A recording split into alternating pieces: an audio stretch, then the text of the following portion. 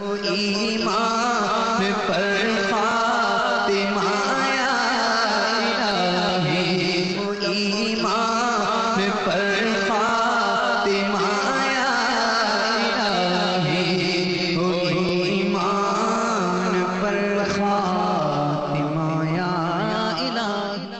الحمدللہ رب العالمین، والصلاة والسلام علی سید المرسلین، اما بعد فاعوذ باللہ من الشیطان الرجیم، بسم اللہ الرحمن الرحیم۔ الصلاة والسلام علیک یا رسول اللہ وعلی آلک وصحابک یا حبیب اللہ۔ الصلاة والسلام علیک یا نبی اللہ وعلی آلک وصحابک یا نور اللہ۔ نویت سنت الاعتکاف، فرمان مصطفیٰ صلی اللہ تعالی علیہ وآلہ وسلم۔ نیت المؤمن خیر من عملہ، مسلمان کی نیت اس کے عمل سے بہتر ہے۔ اللہ کی رضا کے لیے، ثواب بڑھانے کے لیے اچھی اچھی نیتیں کر لیں۔ رضا الہی کے لیے، حصول ثواب کے لیے، علم دین حاصل کرنے کے لیے بیان میں شریک رہوں گا۔ تعظیم علم دین کی خاطر جتنا ہو سکا دوزانوں بیٹھ کر کان لگا کر توجہ کے ساتھ سنوں گا۔ جو باتیں سنوں گا اسے یاد رکھوں گا، عمل کروں گا، دوسروں تک پہنچانے کی کوشش کروں گا۔ مدینے کے سلطان رحمت عالمیان صلی اللہ تعالی علیہ وآلہ وسلم کا فرمان جنت نشان ہے، جو مجھ پر جمعہ کے دن اور رات میں 100 مرتبہ درود شریف پڑھے، اللہ عز و جل اس کی 100 حاجتیں پوری فرمائے گا، 70 آخرت کی اور 30 دنیا کی۔ اور اللہ عز و جل ایک فرشتہ مقرر فرمائے گا جو اس درود پاک کو میری قبر میں یوں پہنچائے گا جیسے تمہیں تحائف پیش کیے جاتے ہیں۔ اور بلا شبہ میرا علم میرے وصال کے بعد ویسا ہی ہوگا جیسا میری حیات میں ہے۔ تو زندہ ہے واللہ، تو زندہ ہے واللہ، تو زندہ ہے واللہ، تو زندہ ہے واللہ، میرے چشم عالم سے چھپ جانے والے، میرے چشم عالم سے چھپ جانے والے۔ صلو علی الحبیب صلی اللہ تعالی علی محمد وعلی آلہ وصحبہ وبارک وسلم۔ صلاۃ و سلام علیک یا سیدی یا رسول اللہ۔ امیر المومنین حضرت مولا علی مشکل کشا کرم اللہ تعالی وجہہ الکریم جنگ صفین کے لیے روانہ ہوئے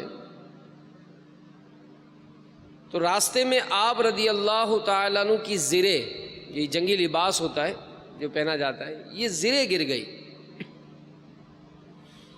جب جنگ ختم ہوئی تو آپ واپس کوفہ تشریف لائے، تو آپ رضی اللہ تعالیٰ عنہ نے وہ زرے ایک یہودی کے پاس دیکھی جو بازار میں بیچ رہا تھا۔ آپ نے وہ زرے پہچان لی، اس یہودی سے کہا کہ یہ زرے تو میری ہے، میں نے نہ کسی کو اس کو بیچا ہے، نہ کسی کو گفٹ کیا ہے، یعنی ہبا وغیرہ نہیں کیا میں نے اس کو، تیرے پاس کیسے پہنچی؟ تو یہودی نے عرض کی کہ جناب یہ زرے میری ہے اور میرے قبضے میں ہے۔ تو آپ رضی اللہ تعالیٰ عنہ نے فرمایا کہ چلو ہم قاضی کے پاس چلتے۔ چنانچہ جب وہ دونوں قاضی شریح رحمۃ اللہ تعالیٰ علیہ کے پاس پہنچے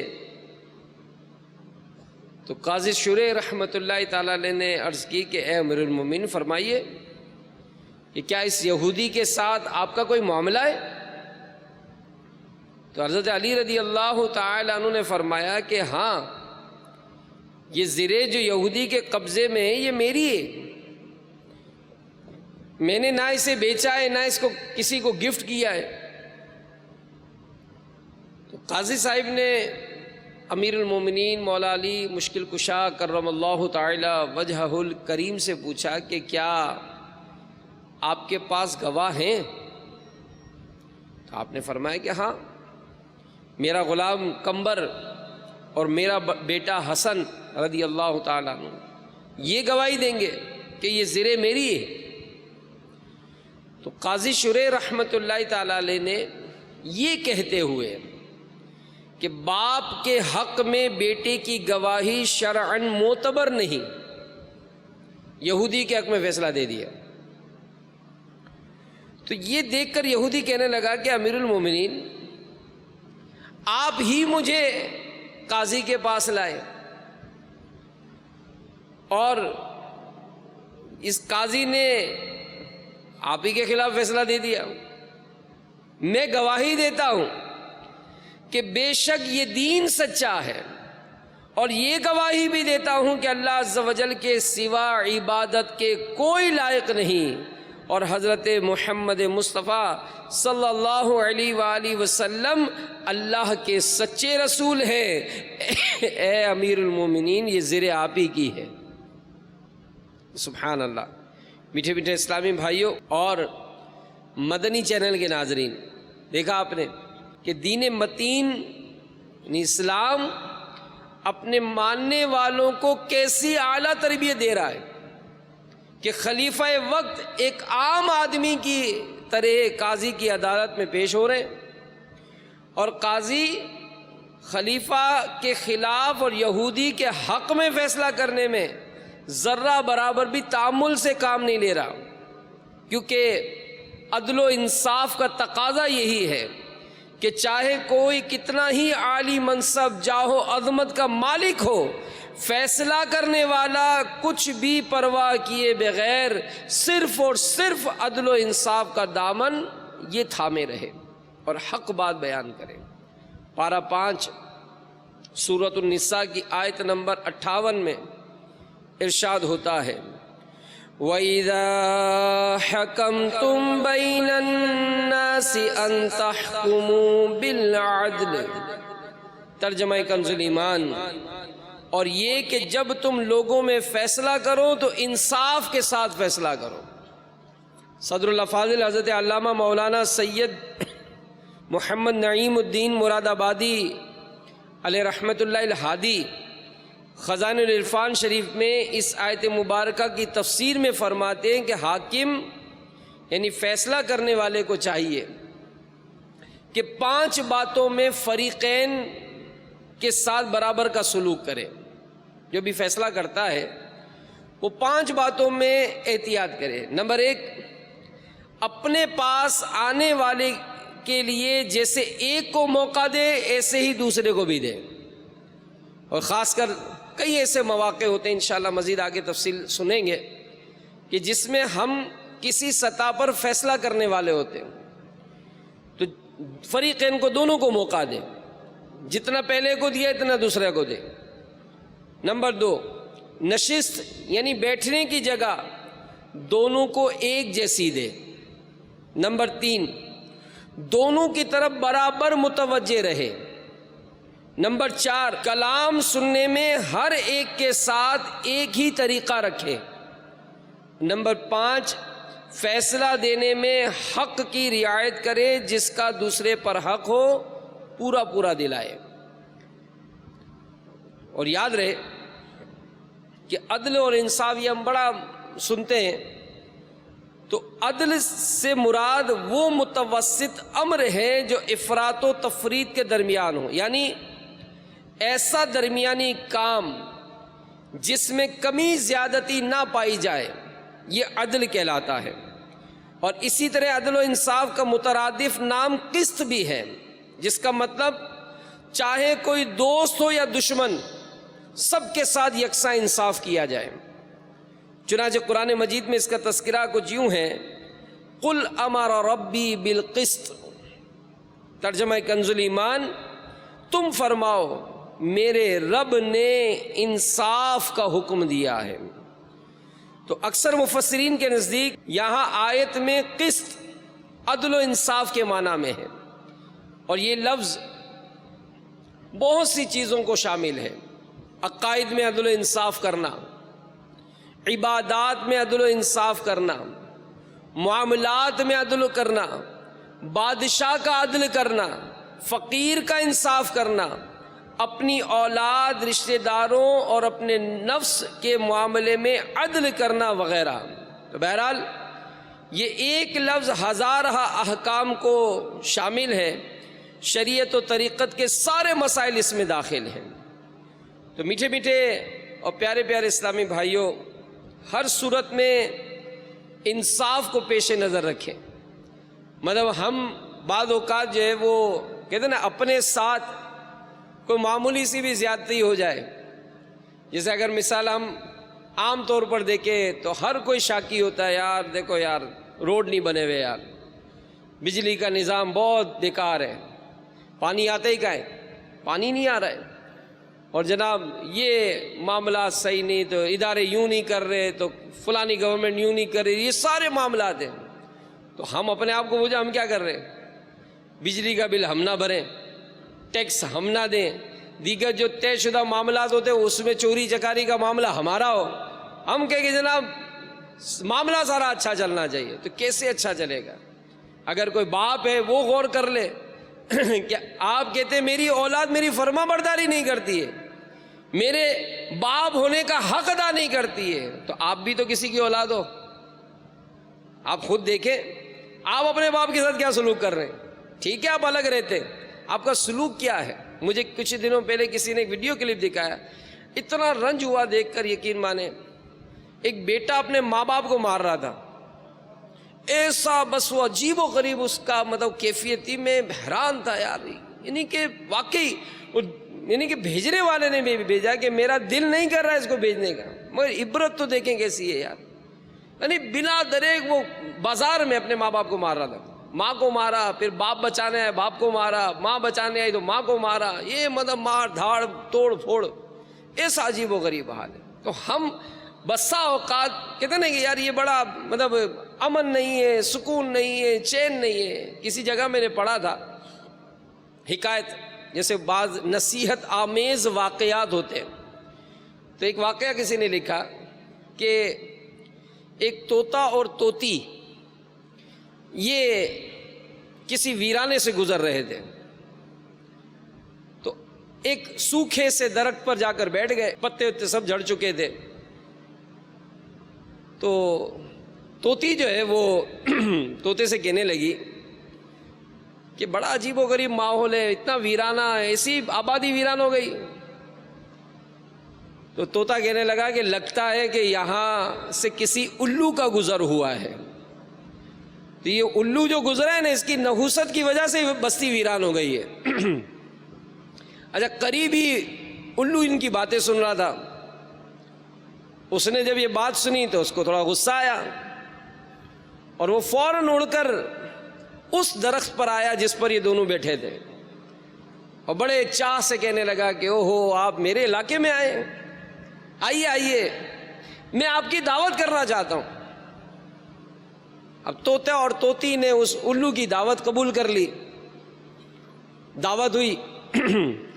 اب جب واپسی کا ارادہ ہوا تو جیسے ہی وہ دونوں واپسی ہونے لگے، اچانک الو نے طوطی کا ہاتھ پکڑ لیا اور کہنے لگا کہ تم کہاں جا رہی ہو؟ وہ طوطی بڑی گھبرا گئی، کہا کہ میں اپنے شوہر کے ساتھ جا رہی ہوں. تو کہا کون شوہر؟ تم تو میری بیوی ہو. تو طوطی کہنے لگی یہ نہیں میں تو طوطے کی بیوی ہوں. کہا نہیں میری بیوی ہو. اب طوطے نے جب سنا تو اس کو بھی غصہ آیا. اب طوطے میں اور الو میں جھگڑا ہونے لگا. تو بات جب زیادہ بڑھ گئی تو الو کہنے لگا کہ دیکھو بھائی معاملہ لڑائی جھگڑے سے حل نہیں ہوگا, ہم کورٹ چلتے ہیں, وہاں اپنا کیس داخل کرتے ہیں, جو فیصلہ ہوگا تمہیں بھی قبول ہوگا مجھے بھی قبول ہوگا. کہا ٹھیک ہے. اب کیس کورٹ میں داخل ہو گیا, جج بٹھائے گئے, ججوں نے معاملات سنے اور فیصلہ یہ دیا کہ طوطی جو ہے وہ الو کی بیوی ہے, لہذا اس کو الو کے حوالے کیا جائے. اب چونکہ کورٹ کا فیصلہ ہو چکا تھا, طوطی الو کے حوالے کر دی گئی. اب جیسے ہی وہ چلنے لگے تو طوطا جو ہے وہ روتے ہوئے کورٹ سے باہر کی طرف جانے لگا. تو اچانک الو نے آواز دی کہ بھائی طوطے اپنی بیوی تو لے جاؤ. تو طوطا آنسو پوچھتے ہوئے کہنے لگا کہ میرا دل مزید نہیں دکھاؤ, کورٹ نے فیصلہ دے دیا ہے کہ طوطی میری نہیں تمہاری بیوی ہے. تو الو اس کے کندھے پر ہاتھ رکھ کر کہنے لگا کہ بھائی طوطے سنو, طوطی میری نہیں طوطی تمہاری بیوی ہے. تمہیں میں یہ سمجھانا چاہتا ہوں کہ بستیاں الو برباد نہیں کرتے, الو ویران نہیں کرتے. جب بستیوں سے انصاف اٹھ جاتا ہے تو بستیاں ویران ہو جاتی ہیں. سمجھانے کے لیے کہ آج ایسا بہت سا ہوتا ہے کہ ہم جب کسی کے بعد اپنے یعنی کسی کے متعلق سوچتے ہیں کہ یار میرے ساتھ انصاف نہیں ہو رہا, میرے ماں باپ مجھ سے اچھا سلوک نہیں کر رہے, میرے بھائی بہن کا رویہ اچھا نہیں ہے, میری اولاد مجھے مارتی ہے مجھے ڈانٹتی ہے, میرا سیٹ یہ بڑا وائڈا ہے بھائی, میرا سیٹ مجھ سے اچھا سلوک نہیں کرتا ہے, میرا پڑوسی تو یار اللہ ایسا پڑوسی کسی کو نہ دلائے, ایسا یار پڑوسی. اب یہ سارے جو ہم جرائم دیکھ رہے ہیں, ہم سب کے متعلق جو اسٹیٹمنٹ دے رہے ہیں, میں کیسا ہوں؟ جیسا امیر علیہ السلام فرماتے ہیں کہ کسی کی طرف ایک انگلی اٹھانے والے یہ 3 انگلیاں تیری طرف ہیں, تو اپنے آپ کو دیکھ تیری کیفیت کیا ہے. میرے ماں باپ کا مجھ سے اچھا سلوک نہیں ہے تو آپ کا اپنے ماں باپ سے کیسا سلوک ہے. میری اولاد میرا ادب نہیں کرتی تو کیا آپ اپنے ماں باپ کا ادب کرتے. میرے بھائی میرا کہنا نہیں مانتے تو آپ اپنے بھائی کا کہنا مانتے. میری بہن میرا خیال نہیں کرتی تو آپ اپنی بہن کا خیال کرتے. میرا پڑوسی بہت ٹیڑھا ہے, آپ سیدھے. آپ تو دیکھیں کہ آپ کے اپنے ساتھ معاملات کیا ہیں. تو ہم بہت سارا انقلاب چاہتے ہیں, بہت ساری تبدیلی چاہتے ہیں, لیکن جہاں معاملات کی باری آتی ہے تو ہمارا یہ معاملہ بالکل خراب ہے. تو بہرحال میرے میٹھے میٹھے اور پیارے پیارے اسلامی بھائیوں, جیسا کہ ہم نے سنا کہ اسلام یہ اپنے ماننے والے اور اپنے چاہنے والوں کو وہ اعلیٰ تربیت دیتا ہے کہ وہ چاہے عدل و انصاف, عقائد کے معاملے میں عدل و انصاف کرنا, عبادات میں عدل کرنا, معاملات میں عدل کرنا, بادشاہ کا عدل کرنا, فقیر کا انصاف کرنا, اپنی اولاد رشتہ داروں اپنے نفس کے معاملے میں عدل کرنا, یہ ایک لفظ ہزارہ احکام کو شامل ہے. تو ہم دیکھیں غور کریں, ہم اللہ نے ہمیں جسم عطا فرمایا, یہ آنکھیں عطا فرمائے. اب ہمارا نفس اتنا شرارتی کہ ان آنکھوں سے نہ جانے کیا کیا ہم دیکھتے ہیں. ہمارے اس نفس کی شرارتی کے سبب یہ آنکھ گناہوں میں مبتلا ہوئی, سزا آنکھ کو ملے گی. یہ اعضاء ہاتھ ہیں پاؤں ہیں, ہم ان اعضاء سے کتنا انصاف کر رہے ہیں, ان کو کیا شریعت کے تقاضوں کے مطابق استعمال کر رہے ہیں. ورنہ یہی گناہوں کے سبب انہی آنکھوں میں آگ کی سلائی پھیری جائے گی, انہی ہاتھوں کو سزا دی جائے گی, پاؤں کو سزا دی جائے گی. اور اگر ان کو عبادت میں شامل کر لیا جائے, ایک روایت میں نے پڑھا کہ جو جنتیوں کو زیورات پہنائے جائیں گے تو وہاں تک زیورات پہنائے جائیں گے جہاں تک وضو میں وہ آزاد ہوتے تھے، وہ روشن ہوں گے ان کے چہرے، اعضائے وضو چمک رہے ہوں گے قیامت کے دن، وہ ان چمکتے چہروں کے ساتھ پہچانے جائیں گے کہ یہ باوضو رہنے والے ہیں، یہ نمازی ہیں، یہ عبادت گزار ہیں۔ تو میرے میٹھے میٹھے پیارے پیارے اسلامی بھائیوں، ہر صورت میں انصاف کو پیش نظر رکھیے۔ جس قوم میں انصاف نہیں ہوتا اس میں فساد بڑھ جاتا ہے، لہذا اللہ قہار و جبار عز و جل کے عذاب سے ڈرنا چاہیے۔ اگر کسی معاملے میں نا انصافی ہوئی تو فوراً توبہ کر لیجئے اور آئندہ سے ہر کام میں انصاف کیجئے۔ ہمارا تعلق چاہے جس شعبے سے بھی ہو، اس میں کام کی نوعیت کے اعتبار سے انصاف کے تقاضوں کو پورا کرنا یہ ہمارے لیے ضروری ہے۔ اور ہمارے اسلاف اور بزرگوں کے تو ایسے ایسے انداز رہے۔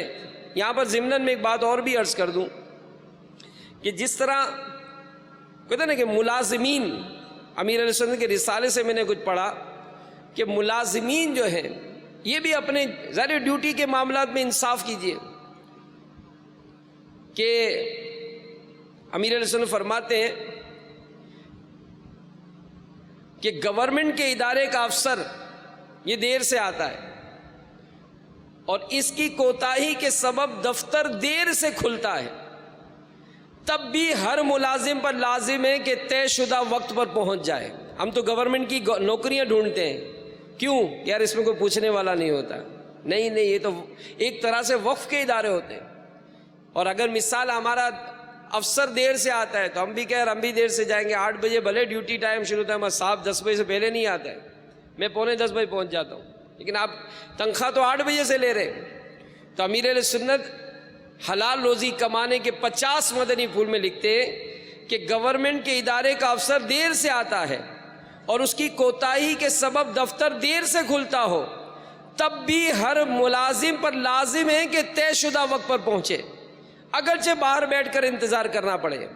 خائن وغیرہ مختار افسر کا ملازم کو دیر سے آنے یا جلدی چلے جانے کا کہنا یا اجازت دے دینا بھی ناجائز کو جائز نہیں کر سکتا۔ وقت کی پابندی سبھی پر ضروری ہے۔ پھر آگے لکھتے ہیں گورنمنٹ اداروں میں افسر اور عام ملازم سبھی کا مخصوص وقت کا اجارہ ہوتا ہے اور ہر ایک کو ڈیوٹی پورا کرنا ضروری ہے۔ بعض اوقات افسر وقت سے پہلے چلا جاتا ہے اور اپنے ماتحت ملازم سے بھی کہتا ہے تم بھی چلے جاؤ، تو چلے جانے والا افسر یہ تو گناہ گار ہے، اگر ملازم بھی چلا گیا تو یہ بھی گناہ گار ہے، کٹوتی کرانی پڑے گی۔ لیکن یہاں کون ہے یار، ہمیں کون دیکھتا ہے یار؟ تو ہمیں غور کرنا چاہیے۔ اسی طرح اس طرح کے جتنے بھی احکامات ہیں ان کو سیکھنا چاہیے تاکہ ہمارے پیٹ میں یہ حلال روزی داخل ہو۔ ہم گھر میں جب جاتے ہیں تو حلال روزی لے کر جائیں، کہ ایک روایت میں ہے فیضان سنت جلد اول صفحہ 179 پر ہے، امام محمد غزالی رحمۃ اللہ تعالیٰ علیہ احیاء العلوم کی دوسری جلد میں ایک بزرگ رحمۃ اللہ تعالیٰ علیہ کا قول نقل کرتے ہیں کہ مسلمان جب حلال کھانے کا پہلا لقمہ کھاتا ہے اس کے پہلے کے گناہ معاف کر دیے جاتے ہیں۔ تو جو اس کے تقاضے ہیں، جو تقاضے پورا کیجئے، انصاف کرے پورا۔ آپ اگر کہ ملازمت کرتے، سیٹ جب تک آپ کی دکان پر ہے آپ اٹینشن ہے، بالکل توجہ کے ساتھ گاہکوں کو بھی دیکھ رہے ہیں، گاہکوں کو ڈیل بھی صحیح کر رہے ہیں، اور جہاں سیٹ آگے پیچھے ہوا تو ارے یار سب چلتا ہے یار، بالکل اسٹائل ہی چینج ہو گیا۔ ارے اللہ دیکھ رہا ہے، اللہ دیکھ رہا ہے ہم کو، ہم کیا کر رہے ہیں؟ تو اس طرح کے بہت سارے معاملات میں ہم کو احتیاط کرنی چاہیے۔ دوسری بات جو عدل و انصاف کی بات ہے، ہمارے بزرگوں کا انداز واللہ مرحبا کہ یہ جو اسلام کا جو نور پھیلا ہے یہ مسلمانوں کے اعلیٰ کردار کی وجہ سے پھیلا ہے۔ جو ہمارے اسلاف، جو ہمارے بزرگ تھے، یہ اگر حکمران بھی بنتے تھے لیکن ان کے اندر کیسا خوف خدا ہوتا تھا، عدل و انصاف کی کیسی اعلیٰ مثالیں قائم کرتے تھے۔ کہا جاتا ہے کہ ایک رات سلطان محمود غزنوی رحمۃ اللہ تعالیٰ نے یہ کافی کوشش کی، ان کو نیند نہیں آ رہی تھی،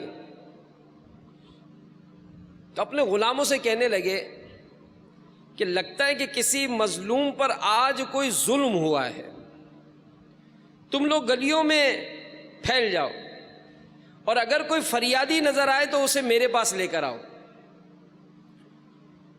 اس ملازم پھیل گئے، تھوڑی دیر بعد واپس آئے، کہنے لگے سلطان ہمیں تو کوئی بھی فریادی نہیں ملا، آپ آرام سے سو جائیں۔ اب سلطان کو جب پھر بھی نیند نہیں آئی تو کپڑے بدل کر خود ہی محل سے نکل گئے۔ محل کے پیچھے حرم سرا یعنی جو محل تھا اس کے قریب ہی انہوں نے کسی کی فریاد سنی کہ اے اللہ، سلطان محمود اپنے مصاحبوں کے ساتھ محل میں عیش و عشرت کی زندگی گزار رہا ہے اور محل کے عقب میں، محل کے پیچھے ہی مجھ پر ظلم و ستم ہو رہا ہے۔ اب سلطان نے کہا کہ کیا بات کر رہے ہو، میں محمود غزنوی ہوں، میں بادشاہ ہوں، تمہاری فریاد رسی کے لیے آئے ہو، مجھے بتاؤ کہ کیا ظلم ہوا ہے تم پر۔ تو کہنے لگا کہ آپ کے جو خواص ہیں، جو آپ کے جو خاص لوگ ہیں، انہی میں سے ایک شخص جس کو میں نہیں جانتا ہر رات میرے گھر آتا ہے اور میری بیوی پر ظلم و تشدد کرتا ہے۔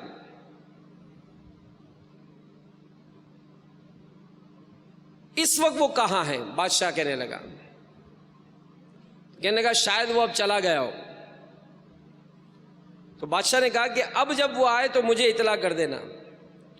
اور سلطان نے محل کے دربان کو وہ شخص دکھایا اور یہ بھی کہا کہ جب یہ دربار میں آئے، جس وقت بھی آئے، سیدھا میرے پاس پہنچا دو، اگر میں نماز کی حالت میں ہوں تو براہ راست مجھے میرے تک پہنچا دو۔ اگلی رات وہ شخص آیا اور بتایا کہ وہ شخص اس وقت میرے گھر میں ہے۔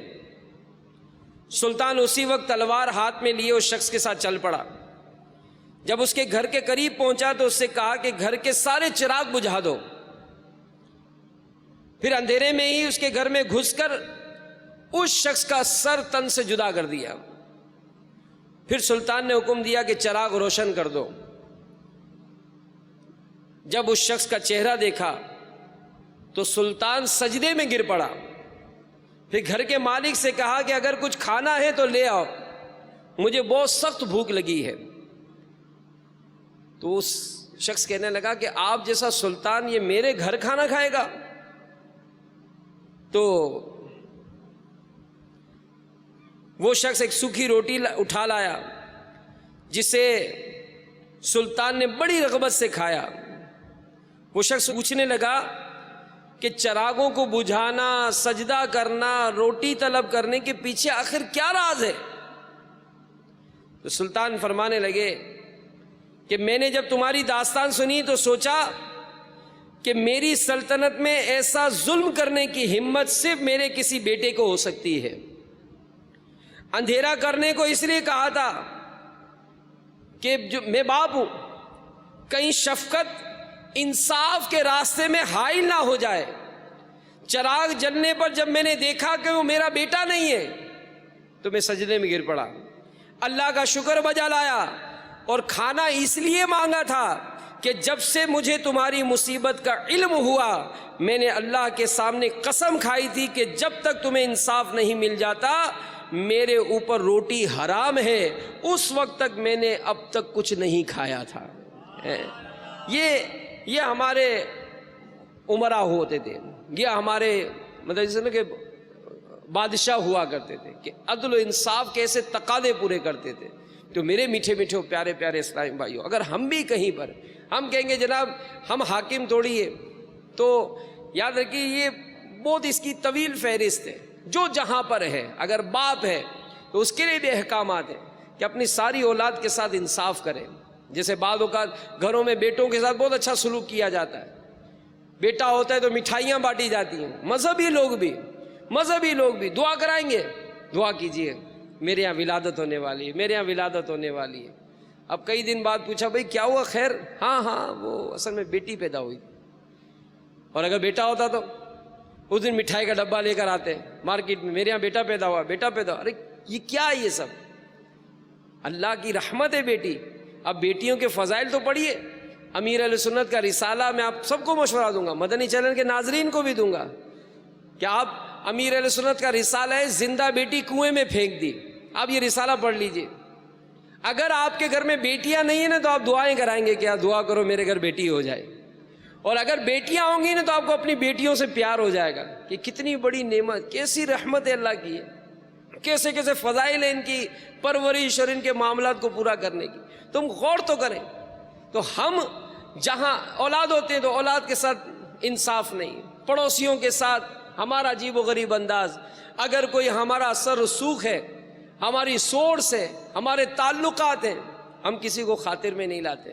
اگر ہم مسجد کی کمیٹی میں ہو جاتے ہیں، نہ امام کا ادب ہے، نہ مؤذن خادمین سے کوئی شفقت ہے، بس وہ بادشاہ ہے، مسجد ہماری ہے، ہم جنرل سیکریٹری، ہم صدر ہیں، تو مسجد کے معاملے میں مطلب بالکل شور شرابہ کرنا، تو کئی ایسے معاملات ہوتے ہیں جس میں ہمارا سلوک جو ہے اچھا نہیں ہوتا، اپنے ماتحتوں کے ساتھ یہ اچھا نہیں ہوتا۔ پھر بسا اوقات ہم آگے بڑھ کر کئی ایسے معاملات ہوتے ہیں کہ اپنی برادریوں کے بڑے ہو جاتے ہیں، عدل و انصاف سے اس میں کام نہیں لیتے، بلکہ یہاں تک کہ مطلب وہ کسی کی بات سننے کا، جیسے ہم نے سنا کہ جو عدل و انصاف کرنے جائے اس پر لازم ہے کہ وہ ہر ایک کو پورا وقت دے، جو بھی لوگ ہیں ان کے ساتھ پورا وقت دے، لیکن نہیں کرتے، نا انصافی کرتے۔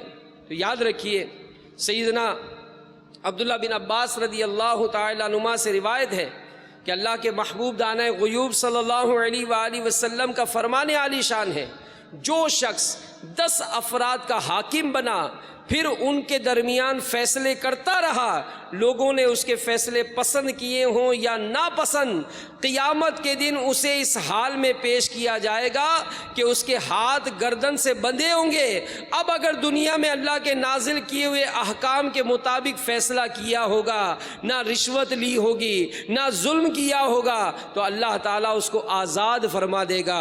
اگر اللہ کے نازل فرمودہ احکام کے خلاف فیصلہ کیا ہوگا، رشوت بھی لی ہوگی، نا انصافی بھی کی ہوگی، تو اس کا بایاں ہاتھ دائیں ہاتھ کے ساتھ باندھا جائے گا، پھر اسے جہنم میں پھینک دیا جائے گا، تو یہ جہنم کی تہہ تک 500 سال میں بھی نہ پہنچ سکے گا۔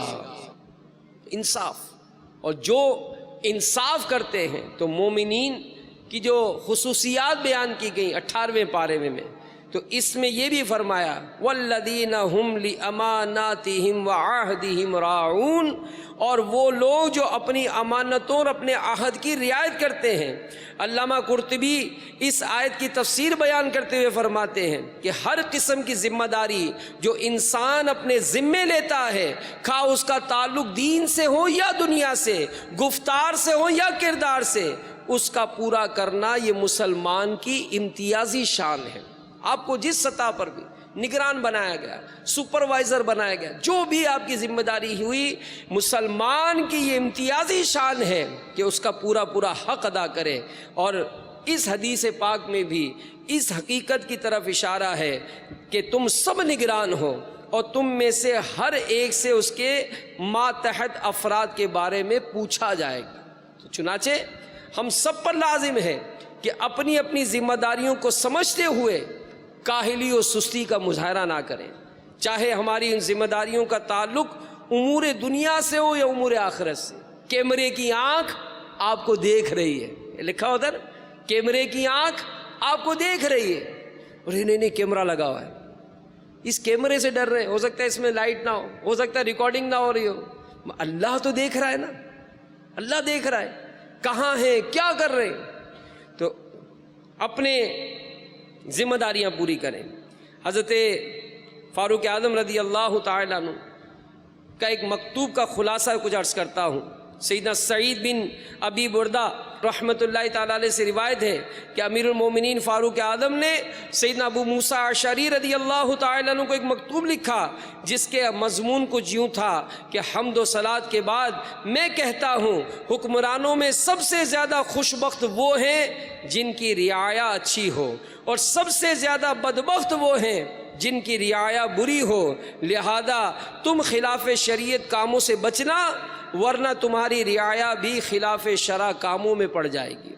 تو بسا اوقات ایسا بھی ہوتا ہے کہ جو انداز ذمہ دار کا ہو وہی اس کے ماتحت افراد کا ہوتا ہے. سپروائزر اگر پابندی کے ساتھ ایمانداری کے ساتھ اپنا کام پورا کرتا ہے تو اس کے ماتحت بھی اس کے ساتھ چل رہے ہوتے ہیں. تو اس لیے ذمہ دار اس کو بہت محتاط رہنے کی ضرورت ہے, اور کہیں بھی کسی غفلت کے سبب کوئی نقصان نہ ہو. دعوت اسلامی سے وابستہ اسلام بھائی, ان کو امیر اہل سنت بارہا اس طرح کے جملے آپ نے ارشاد فرمائے کہ آپ کی ایک ایک حرکت کو لوگ بغور دیکھتے ہوں گے, لہذا کوئی ایسا کام نہ کرے جس سے دعوت اسلامی پر انگلی اٹھے. خود فرماتے دعوت اسلامی کانچ کا ایک محل ہے, دیکھو اس پہ لوگ پتھر نہ مارے ٹوٹ جائے گا. تو الحمدللہ اس کی بس کئی حوالوں سے اس کی تربیت ہوتی ہے. تو بہرحال میرے میٹھے میٹھے پیارے پیارے اسلامی بھائیوں, ہمیں عدل و انصاف, مساوات, ان کی معاملات میں بہتری کرنی چاہیے, اور جو ہماری گفتگو ہے, جو ہمارا کردار ہے, اس کا اثر معاشرے پہ پڑتا ہے. میں کوئی نگران نہیں ہوں, کوئی ذمہ دار نہیں ہوں جناب, میرا سوسائٹی میں کوئی ایسا اہم کردار نہیں, کوئی میں بڑا آدمی نہیں ہوں. ٹھیک ہے آپ ایک فرد ہیں, لیکن ہمیشہ یہ ذہن بنا لیں کہ فرد سے معاشرے کی اصلاح ہوتی ہے, فرد سے معاشرے کی اصلاح ہوتی ہے. نگران شورا نے ایک بات بڑی خوبصورت ارشاد فرمائی, کیا ذہن بنا لو ہم کچرا نہیں پھینکیں گے, ہے نا, سرے رات تھوکیں گے نہیں, کچرا نہیں پھینکیں گے. اب بات تو بڑی معمولی سی تھی, لیکن ہم میں سے ہر کوئی جب وہ کچرا پھینکتا ہے, نہیں نہیں یار مجھے نہیں پھینکنا ہے. تو چلو 1 کروڑ آدمی اگر کچرا پھینکتے تھے تو میں تو بچ جاؤں, ایک تو کم ہوا. ایک ایک ایک ایک کم ہوتے ہوتے ایک وقت آئے گا کہ صاف ستھرا ماحول ہو جائے گا. تو اس طرح ہمیں اپنی گلی بہت صاف ستھری رکھنی ہے. بس صاف ستھری رکھنی تو اپنے گھر کا کچرا نہیں ڈالو, نہیں یار سب تو پھینکتے ہیں, تو سب پھینکتے ہیں تو آپ بھی پھینکو, پھر تو یہ کچرا کنڈی بنے گی. تو اگر کرنا ہے معاشرے میں سدھارا, اپنی اصلاح کریں.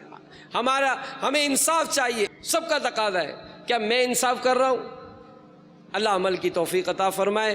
اس کے لیے دعوت اسلامی کے مدنی قافلوں میں سفر کو اپنا معمول بنائیے, علم سیکھیے کہ اگر ہم کہیں ملازم ہیں تو ہمیں کن کن معاملات میں احتیاط کرنی ہے, کہاں کہاں ایسا معاملہ ہو جائے گا جس میں شرعی ہماری گرفت ہو جائے. جو بھی ذمہ داری ملتی ہے اس کے شرعی تقاضے کیا ہیں, اس کی معلومات لیجئے, اس کے مطابق عمل کیجئے. انشاءاللہ ہمارا معاشرہ سنتوں بھرا معاشرہ ہوگا. اللہ تعالیٰ مجھے بھی عمل کی توفیق عطا فرمائے, ہم سب کو عمل کی توفیق عطا فرمائے. آمین بجاہ النبی الامین صلی اللہ تعالی علیہ وآلہ وسلم. ایمان پر خاتمہ